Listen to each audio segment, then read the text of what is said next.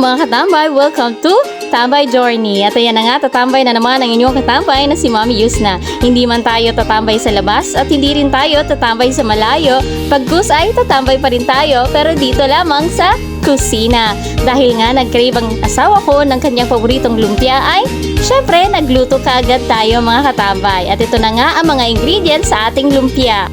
Meron tayong sibuyas, bawang, at syempre maliliit na slice ng chicken. Syempre, ang star ng ating lumpia, ang monggo crecido na hinaluan ko ng carrots at ng cabbage. Ayan! So ngayon, magigisa na tayo ng ating bawang. Syempre, painitin pa natin ang kawali bago tayo maggisa. Uy! Mindset ba? And syempre, pag golden brown na ang ating bawang, ay lalagay na natin ang ating sibuyas. At syempre, pagluto na ang ating bawang at sibuyas, ay ilalagay na rin natin ang ating manok. Ayan. So, palulutuin muna natin yan ng sandali mga katambay. Pagkatapos ay lalagyan na natin ng chicken cubes. Ayan. Pampalasa ng ating lumpia. Syempre, maglalagay din tayo ng paminta tulad ng Frenny mo. Hindi mo malaman kung ano ba talaga. Uy, may ganon. At ayan na nga, mekos-mekos na natin. Halu-haluin na natin para ma-mix na talaga lahat. Ma-combine ang mga ingredients ng maayos. Pagkatapos ay ilalagay na natin ang ating mga gulay. Ayan. So, pag halu-haluin na yan, i-mekos-mekos na yan. Paikot-ikotin mo na yan. Tulad ng pagpapaikot sa'yo ng jowa mo. Uy, may ganon. Ayan, halu-haluin mo pa hanggang sa mapagod ka na. Tuluyan mo na siyang iwan. Eee! At ayan mga katambay, itatakpan na nga natin ang ating gulay para maluto na nga siya ng maayos. Pero grabe naman ang liit ng cover natin. Maghanap nga tayo ng medyo malaki-laki dyan. Patingin nga katambay. Grabe namang laki ng cover na yan. Isang barangay pwedeng matakpan. Pati ang sikreto mo pwede niya matakpan. Pati nakasalanan mo ay natatakpan din. Dapat ganyan. Pasensya na mga katambay, wala na kasi akong ibang magamit na cover. Kaya yan na lang muna. So yan, habang inaantay nating maluto ang ating gulay, ay gagawa na nga muna tayo ng ating sauce. Yan. So ano ba yung mga ingredients natin sa sauce? Ayan, meron tayong bawang at dudurugin na natin kasabay na ng sili. Durugin mo ng maayos tulad ng pagdurog niya sa puso mo. Uy, ouch! Pat naman ganon katambay. Chares! Ayan. So, pagkatapos natin durugin ang ating bawang at ng sili, ay ilalagay na natin ito sa kasirola. Maliit na kasirola.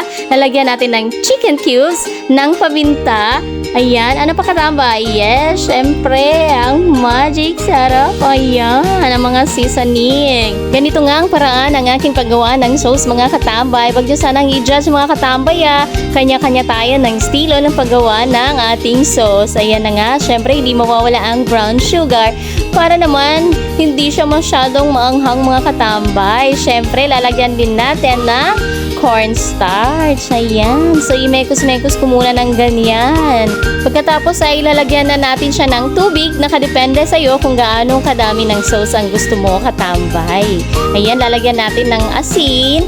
Syempre, ayan. So, yan na nga. Nilagyan na nga natin ng tubig mga katambay. So, dyan, medyo kukunti lang ang gagawin natin. So, na-mekos na nga natin. Nilagyan natin ng vinegar. Ayan. Superior ang ginamit ko mga katambay Syempre, konting toyo. Pampakulay na lang yan mga katambay. Syempre, pampalasa na rin.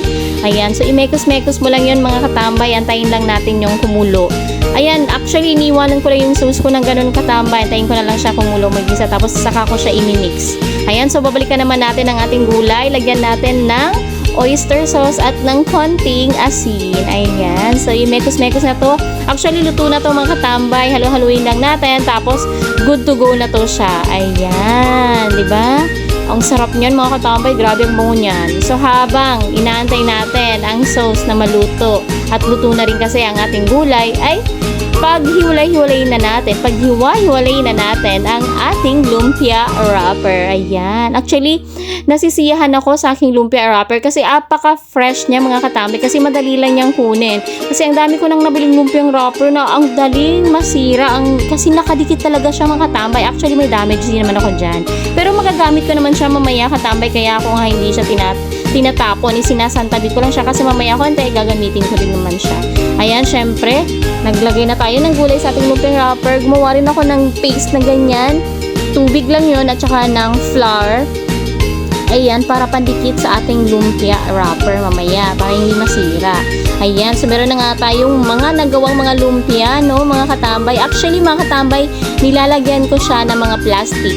Kasi patong-patong ko nga siya nilalagay para hindi siya magdikit-dikit. Kasi nga katambay, usually marami kaming ginagawa ng mga lumpia. Iniista kasi namin ang lumpia, mga katambay. Ilalagay lang namin sa freezer para kahit anong oras, kahit anong araw na gusto namin kumain ng lumpia ay ready na kaagad. Iprito-prito mo na lang. So ayan na nga, magpiprito na nga tayo mga katambay. Uy, hindi na ako makapagantay na subukan ang ating ginawang lumpia. Ayan, o diba? At syempre, luto na nga ang ating lumpia at ginising ko na nga itong asawa ko para magmerienda at makakain na siya ng kanyang paboritong lumpia. And syempre, no, hindi lang ang asawa ko ang nakakain nun, pati itong mga students namin ay nakakain din. Nakasalubong ko kasi sila mga katambay, kaya yan, yaya ko na sila magmerienda sa bahay. So yun lang mga katambay, bye!